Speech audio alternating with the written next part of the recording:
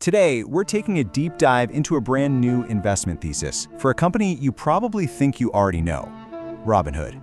But I want you to forget the headlines from 2021, because the company we're looking at today, well, it's playing a whole different ballgame. Okay, let's get into it.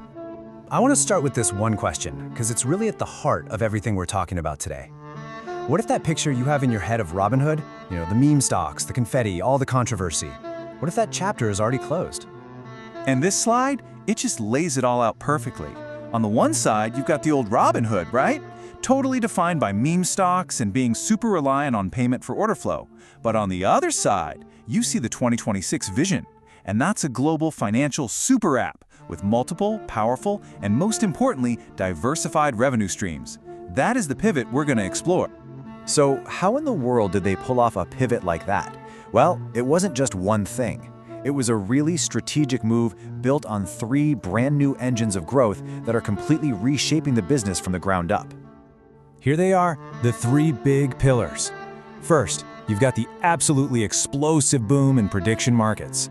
Second, their crypto business has really grown up and become an institutional-grade powerhouse. And third, the stickiness of their subscription model. It is locking users right into their ecosystem. Let's break these down one by one. Let's just start with prediction markets to get a sense of the scale we're talking about here. 2.5 billion contracts traded in a single month.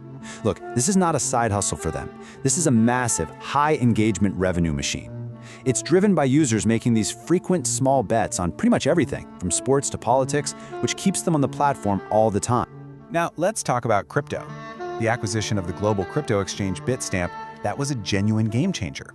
It shot their crypto revenue up 300% year over year, and it totally transformed their crypto offering from just, a simple feature for retail users into a mature, serious, institutional-grade business. And that third engine, it's all about loyalty. We're talking nearly 4 million Robinhood Gold subscribers. And the key here isn't just the monthly fee. No, it's about creating an ecosystem that's really sticky. By bundling things like high-yield savings and a premium credit card, they're making it so they're not just a trading app anymore. They're actually becoming a super essential financial hub for their users. Okay, so that's the strategy, but what about the results? Let's look at the hard numbers that prove this transformation isn't just some plan on a whiteboard, it's already happening, and it really marks a major financial turning point for the company. But before we jump into the numbers, we gotta understand this one key concept, operating leverage. Think of it like this. Say you run a coffee stand. Your biggest costs, the rent, the big espresso machine, those are fixed, right? Well, once you've sold enough coffee to cover all those fixed costs, every single extra cup you sell is almost pure profit. That's operating leverage. And as Robinhood's revenue grows, more and more of that money drops straight to the bottom line. Just keep that idea in your head. And boom, here is that operating leverage in action. Just look at the difference between these two bars. Revenue doubled, which is fantastic, right? But their profit, their net income, grew by 271%. That huge gap between the two, that is the incredible power of their new business model at work. And here are the raw numbers behind that incredible chart. Just look across the board here. Net revenue up 100%. Earnings per share up 259%. They hit a record high for net deposits, over $20 billion.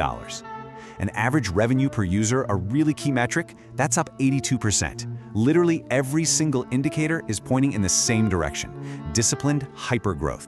A transformation this big doesn't just happen by accident. It takes some really sharp leadership, and eventually, it starts to earn the trust of the biggest players in finance. So let's look at who's actually behind this shift, and who's starting to take notice. This quote, it just perfectly captures the change in mindset, and it's all driven by CEO Vlad Tenev. After navigating those crazy storms after 2021, he really did successfully shift the company's focus. Relentless product velocity basically means they're just constantly shipping a stream of new features, things like the Gold credit card, expanded crypto offerings that are designed not just to get users, but to generate real sustainable revenue. And guess what? The so-called smart money, they've noticed. That whole stigma of being just a meme stock is fading, and it's fading fast. When financial giants like Vanguard, BlackRock, and Fidelity start taking significant positions in your company, that's a powerful signal. It means Robinhood is now being seen as a legitimate, long-term challenger to the old guard. All right, but no thesis is complete if you don't look at the risks. To be credible, you have to tackle the counter-arguments head-on. So what are the biggest concerns for anyone who's still skeptical about this whole story? Okay, first and most obvious question has to be about the valuation. The stock has had this massive 250% run-up. So has the train already left the station? I mean, is it just way too expensive to even consider at this point? So the bear case, the skeptics, they'll point to a high price-to-earnings ratio of around 55. But the rebuttal to that focuses on something called the price/earnings-to-growth ratio, or the PEG ratio. And this metric basically asks, hey, are we paying a fair price for this insane level of growth? A PEG ratio around 1 is usually seen as fair value. And even with a high PE, Robinhood's explosive earnings growth keeps its PEG ratio in a really attractive range, which suggests the price might actually be justified. Okay, next risk, the macro economy. We all know retail trading activity tends to dry up during a recession. So how would Robinhood's business actually hold up if the economy took a serious downturn? And this is where that diversification we talked about earlier becomes this powerful defense. Sure, trading volume might slow down, but Robinhood has hedged itself. They now earn stable net interest income on all their customer balances, and they have over $24 billion in long-term retirement accounts.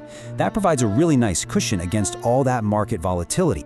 And finally, the big unknown for the entire industry, regulation. The rules around cryptocurrency, they are still being written. A big crackdown could be a major challenge. So, how is Robinhood positioned for that? Well, while regulation is a wild card for pretty much everyone, Robinhood's strategy might actually turn this into a strength. If you compare them to some of their competitors, they've always taken a much more conservative, compliance-first approach. This cautious positioning could really help them survive, and maybe even thrive, during a regulatory crackdown that might seriously hurt their more aggressive competitors. So after weighing the new strategy, looking at the financial proof, and considering the risks, let's just zoom all the way out. What is the ultimate long-term vision here? Where could all of this be heading? The big picture really comes down to this one number, $84 trillion. That is the estimated wealth that is set to be transferred to millennials and Gen Z, and that is the core demographic that Robinhood has already captured. So you see, this isn't just about a trading app anymore.